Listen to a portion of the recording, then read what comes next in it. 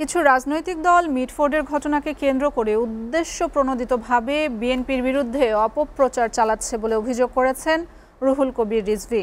এ ঘটনায় জড়িতদের দ্রুত বিচারের মুখোমুখি করারও দাবি জানান তিনি। আর যুবদল সভাপতি আব্দুল মোনায়েম মুন্না অভিযোগ করেন, সরকার পরিকল্পিতভাবে প্রশাসনকে নিষ্ক্রিয় করে বিশৃঙ্খলা তৈরির মাধ্যমে নির্বাচন বিলম্বিত করার চেষ্টা করছে। রাজধানীতে আলাদা অনুষ্ঠানে এসব কথা বলেন তারা। আব্দুল আহাদের প্রতিবেদন। ব্যবসায়ী সোহাগ হত্যাকাণ্ডের ঘটনায় যখন অভিযোগের তীর যুবদলের দিকে, তখন নিজেদের অবস্থান ব্যাখ্যা করতে নয়াপল্টনে কেন্দ্রীয় কার্যালয়ে সংবাদ সম্মেলন করে যুবদল, স্বেচ্ছাসেবক দল ও ছাত্রদল। ইস্যু করার চেষ্টা করছে। সংবাদ সম্মেলনে জানানো হয়, অভিযুক্ত নেতাকর্মীদের বিরুদ্ধে সাংগঠনিক ব্যবস্থা নেওয়া হলেও প্রশাসন ও সরকার বরাবরই কার্যকর পদক্ষেপ নেয়নি, যা সন্দেহজনক। মিশরের মুরসি টাইপ সরকার যারা আনার চেষ্টা করছে, তাদের মোটিভ আপনাদেরকে বুঝতে হবে।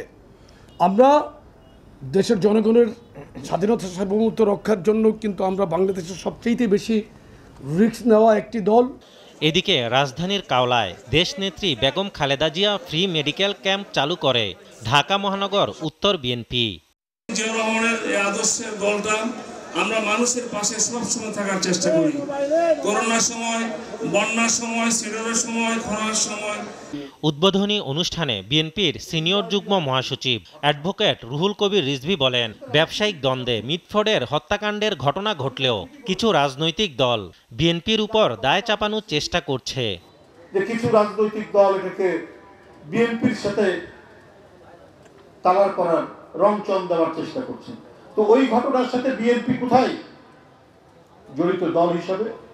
দলের নামধারী কেউ থাকতে পারে, আর এটা তো দলের কোনো পদ পদবি, আধিপত্য অথবা দলের কোনো মতাদর্শ নিয়ে তো ঝগড়া হচ্ছে তাদের ব্যবসা নিয়ে, পার্সোনাল ব্যক্তিগত ব্যাপার।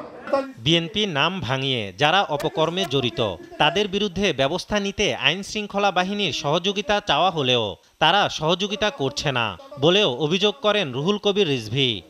ঢালাওভাবে তাদেরকে দল থেকে বহিষ্কার করেছে। শুধু তাই নয়, পুলিশ প্রশাসনকে টেলিফোন করে বলেছে তাদের বিরুদ্ধে মামলা নেন।